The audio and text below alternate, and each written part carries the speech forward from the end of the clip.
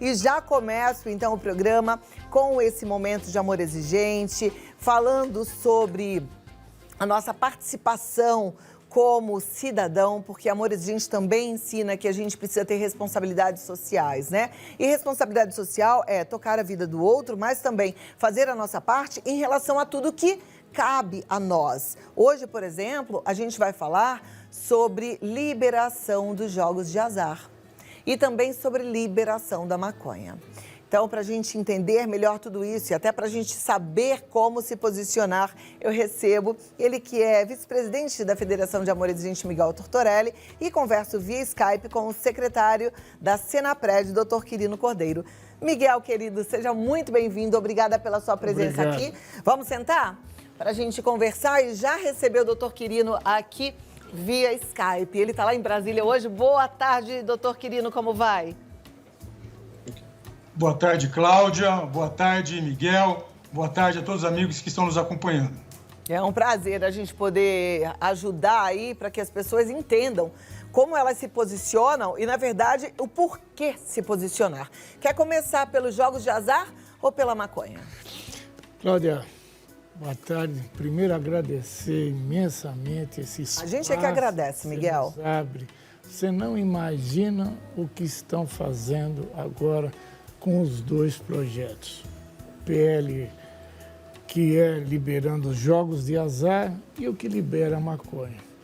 Felizmente, você abre esse espaço para o doutor Quirino, que é realmente aqui no Brasil o que mais conhece sobre isso. Tá? Muito obrigado e com certeza absoluta, você que está aí, você do Amor Exigente, entre no site do Amor Exigente e mande, lá tem a relação dos deputados, mande para os deputados. PL 442 não, PL 399 não.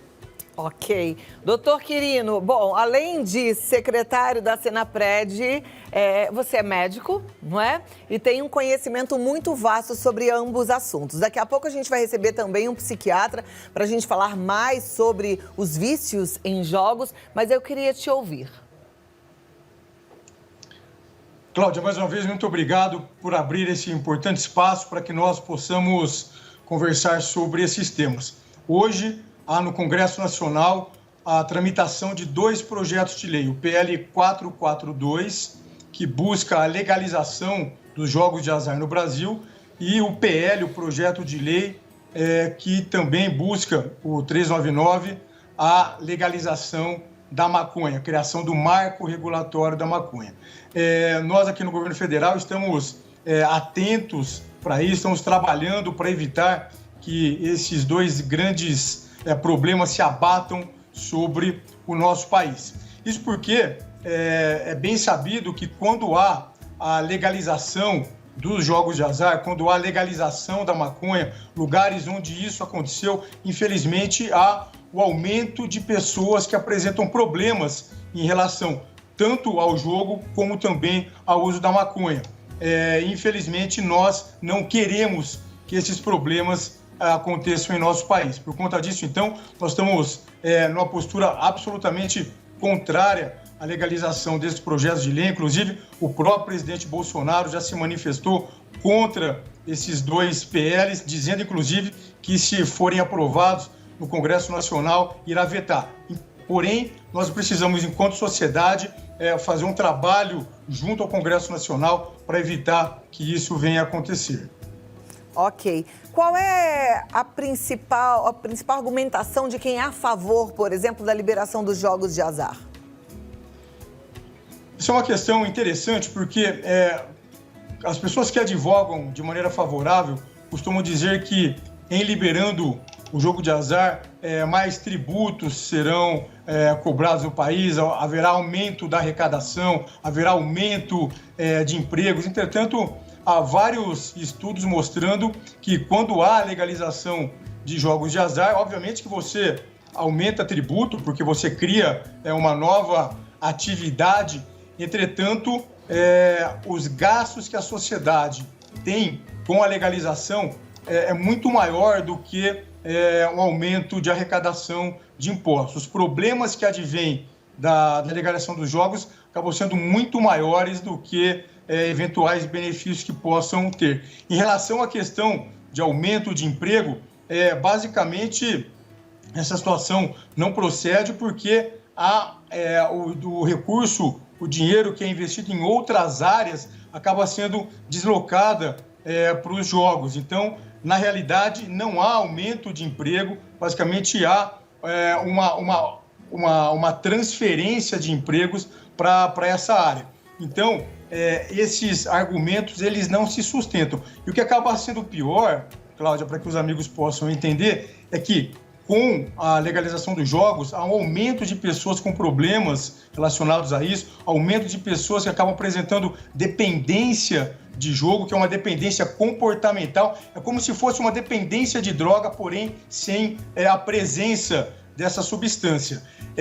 Uma coisa muito importante também é que a dependência do jogo, né, o jogo patológico, a ludopatia, vem consigo com outros problemas, outras comorbidades, como, por exemplo, a presença de dependência química, depressão, ansiedade, suicídio, porque, infelizmente, as pessoas que se envolvem com jogos acabam tendo uma série de problemas e esses outros quadros clínicos psiquiátricos acabam acontecendo também. Então, é importante que as pessoas atentem para essa situação, para que nós tenhamos uma participação cidadã efetiva, para que o Congresso Nacional possa perceber que a sociedade brasileira é contra a legalização dos jogos e se posicione dessa maneira como sendo representantes, então, dos interesses efetivos da sociedade brasileira. Perfeito. Eu gosto muito de quando você salienta que os países que fizeram essa legalização, eles tiveram um aumento de problemas, né? E muito mais gasto até do que a entrada através dos impostos. Isso é uma coisa importante da gente falar, porque tem gente que defende dessa forma, né? Puxa, mas vai melhorar muito a situação econômica do país, vai gerar oportunidades e esquece que a gente já tem exemplos e esses exemplos são negativos. Aí tem gente que fala assim, mas de qualquer jeito as pessoas jogam e jogam escondido, e jogam embaixo do pano e tem aqueles que são os clandestinos, mas tendo os clandestinos, se o número vai aumentar, é melhor que não aumente. Cláudia, é justamente aí que eu vou te falar. Nós fazemos no Amor Exigente, eu coordeno um grupo de dependentes químicos. Não só dependentes químicos, recebemos também pessoas que eram viciados em jogo, né? Eu recebi 4 pessoas conhecidas. 3 deles, né? Um inclusive era diretor de banco. Perdeu a esposa, perdeu os filhos, se afastou, se recuperou, voltou com tudo, foi nosso voluntário por muito tempo. Teve um jovem teve uma senhora que suicidou-se. É isso daí que o Quirino estava falando, suicidou-se. Que não conseguia parar, frequentou nossos grupos, mas não conseguia parar. E leva a isso. Infelizmente, leva a isso. Então, a questão é olhar para o entorno, né? Pensar no próximo, tá certo? Isso é importante demais. Doutor Quirino, daqui a pouquinho a gente, então, fala sobre a PL que pretende a legalização da maconha e a gente discute também qual é o argumento de quem é favorável e qual é o argumento de quem discorda dessa liberação. Segura aí um pouquinho, me dá 2 minutinhos e a gente continua com esse assunto já, tá bom? Agora voltamos aqui para o nosso bate-papo sério, importantíssimo, com o doutor Quirino, que é secretário da Senapred, com Miguel Tortorelli de Amor Exigente. A gente já falou sobre a legalização dos jogos de azar. E agora, doutor Quirino, queria te ouvir em relação à legalização da maconha. Qual é a sua opinião sobre isso?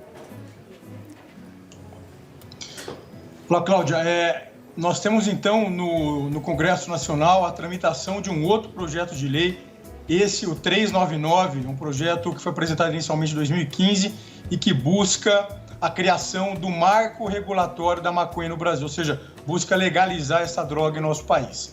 Esse projeto foi apresentado inicialmente sob a argumentação de que seria importante porque ele ajudaria a que as pessoas que precisassem utilizar medicamentos derivados de cannabis poderiam fazê-lo.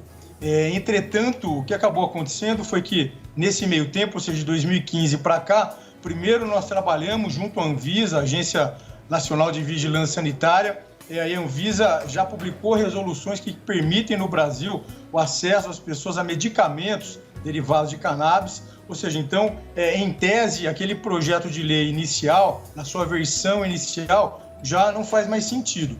Entretanto, o que acabou acontecendo é que um grupo de deputados se valeu daquele projeto de lei inicial e apresentou um substitutivo a esse projeto de lei. E nessa versão atual, então, que está tramitando no Congresso Nacional, o PL 399 busca não só legalizar e favorecer acesso das pessoas a medicamentos, mas principalmente busca liberar no Brasil o plantio da maconha, o plantio em larga escala. Inclusive, o que acabou acontecendo foi que na última versão desse substitutivo foi incluído, inclusive, a possibilidade do poder público financiar o plantio de maconha, ou seja, uma coisa absolutamente inacreditável, mas foi isso que aconteceu. Então, esse projeto de lei na versão atual busca legalizar o plantio em larga escala de maconha no Brasil, que não vai ter nenhuma possibilidade da sociedade, do poder público controlar esse plantio.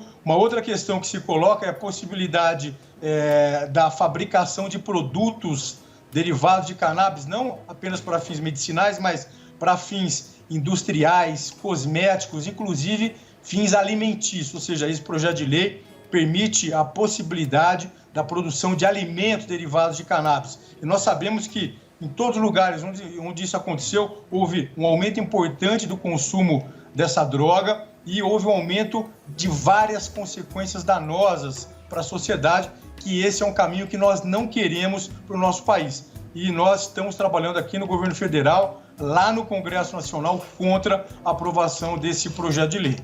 Eu vou fazer da mesma forma que fiz em relação ao projeto de lei para a liberação dos jogos de azar. Qual é a argumentação principal de quem defende a liberação da maconha?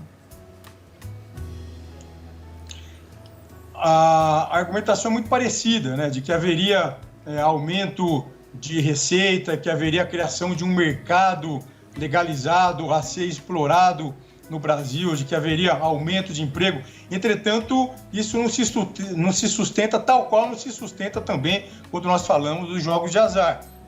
Basta que nós peguemos, por exemplo, hoje as drogas lícitas no Brasil, né? Então, se nós pegarmos, por exemplo, Cláudia, o álcool arrecada imposto, porque é uma droga legalizada.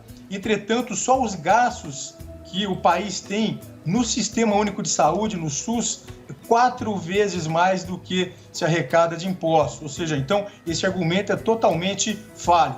Um outro argumento também que se coloca é que, na verdade, nós teríamos a redução, por exemplo, da criminalidade, porque a legalização da maconha seria quase que um golpe fatal no narcotráfico. Entretanto, isso não acontece em países que legalizaram a maconha. Se nós pegarmos, por exemplo, o Uruguai, que é um país vizinho nosso e que era um país pacato, com a legalização da maconha, houve um aumento do narcotráfico, mas não só isso, houve um aumento importante da violência relacionada ao aumento do narcotráfico. Só no ano de 2018, no primeiro semestre, houve um aumento de mais de 60% dos assassinatos, dos homicídios no Uruguai. Enquanto que, por exemplo, nós no Brasil, que desde 2019, na atual gestão do governo federal, nós temos adotado políticas mais fortes no enfrentamento às drogas, mais duras, nós temos conseguido reduzir as taxas de homicídio de uma maneira significativa no Brasil. E no Uruguai, que é um país que legalizou as drogas, as taxas de homicídio têm aumentado. Uma outra questão também que se coloca é que a legalização das drogas seria um fator importante para reduzir, por exemplo, a massa carcerária, o número de pessoas presas. Entretanto, o que acaba se observando é que países que legalizaram a maconha têm tido um aumento da população carcerária, porque aumenta a gente usando, aumenta, na verdade, o tráfico de drogas, porque essa é uma questão importante as pessoas aqui entenderem. Quando você legaliza uma droga, continua sendo muito mais fácil você adquirir no mercado paralelo, no mercado do narcotráfico. Por quê? Porque continua sendo mais barato, ninguém lá quer saber se você é menor de idade, se você tem problema com a justiça. Enfim, a droga é vendida de um jeito muito mais fácil no mercado paralelo. Então, quando se legaliza a droga, como por exemplo a maconha, aumento do consumo, aumento do narcotráfico, aumento da violência e aumento do encarceramento. Tem um estudo recente, Cláudia, publicado pelo Instituto Terra, Trabalho e Cidadania, publicado em 2016, mostrando que países que legalizaram a maconha têm enfrentado um aumento da população carcerária. Ou seja, então, todos esses argumentos que são colocados em prol da legalização da maconha não se sustentam na realidade que países que se enveredaram por esse caminho. Perfeito. Como é bom e importante, né, a gente entender o que realmente acontece, ter dados concretos, porque a gente não pode tomar uma decisão pelo que a gente ouve de um ou de outro. Aliás, a gente não precisa nem de muitos dados, é só viajar um pouquinho. Estou me lembrando de passear ali, por exemplo, em Amsterdã, que é um lugar onde existe inclusive o turismo por conta da droga, que você vê... assim, de forma muito clara que existem traficantes de outras drogas em vários pontos da cidade e você vê os jovens por ali também jogando suas vidas fora, que a gente vê eles meio que aéreos na rua. Isso é muito triste. A nossa situação aqui no Brasil é caótica em relação à droga, em relação à dependência química. É impossível a gente sair na rua sem observar como é que estão as cracolândias, por exemplo, né? E se a gente já tem o exemplo de que o consumo de outras drogas, inclusive, aumenta, a gente precisa se posicionar, tá certo, Miguel? Cláudia, você pega, libera a droga, vai ter imposto, vai ficar mais caro. Eles vão continuar comprando do... Ué, não tem aquele comércio fortíssimo de cigarro contrabandeado? É a Todo mundo mesma sabe, né? Um monte que é vendido aí pelas ruas. É idêntico isso daí. E o Quirino tem também uma outra que nós temos que agradecê-lo, né? Que conseguiu agora no final do ano, né, Quirino? Ai, mais vagas gratuitas em comunidades terapêuticas, isso é maravilhoso, gente. É fantástico. Olha, realmente é uma alegria e eu até agradeço também como cidadã, porque isso é um presente para toda a sociedade, né? Tratamento para dependência química gratuito, isso é muito importante através da Sinapred. Cláudia, nós conseguimos no final do ano passado, agora em 2021, em dezembro, aumentar mais 6.300 vagas financiadas pelo governo federal nas comunidades terapêuticas, que são casas de recuperação de pessoas que apresentam dependência química. Só para que os amigos que estão nos acompanhando possam ter uma ideia, no ano de 2018, o governo federal financiava pouco mais de 2.000 vagas. Nós, já no início dessa gestão do governo federal, nós, em 2019, ampliamos para cerca de 11.000 vagas e agora, em dezembro, conseguimos fazer um outro aumento de vagas, chegando a mais de 17.000 vagas. Ou seja, nós saltamos de 2.000 para cerca de 17.000 vagas financiadas pelo governo federal, hoje em quase 700 comunidades terapêuticas em todos os estados do Brasil, e com isso nós buscamos oferecer a possibilidade de recuperação concreta para as pessoas com dependência química de maneira gratuita por meio dessas vagas financiadas pelo governo federal. Que ótimo, muito bom. Muito obrigada, doutor Quirino, pela conversa tão elucidativa. Eu tenho certeza que ajudou as pessoas aí. Agora é a gente fazer a nossa parte, não é verdade, Miguel? É isso aí, Cláudia. Mais uma vez, muito obrigado. E vocês que estão nos assistindo, que realmente você tem uma penetração grandiosa. No site do Amor Exigente, amorexigente.org.br, tem a relação dos deputados da sua cidade. Mande para eles lá, drogas não, PL 399 não, PL 442 não. Vamos defender a família. É isso aí, e é por aí. Vamos ficar de olho aí no que é que eles estão votando, né?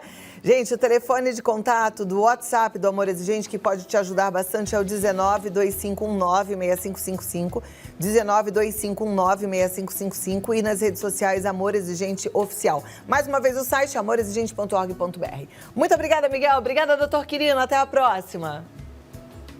Muito joia, né? Bom, papo sério, papo importante.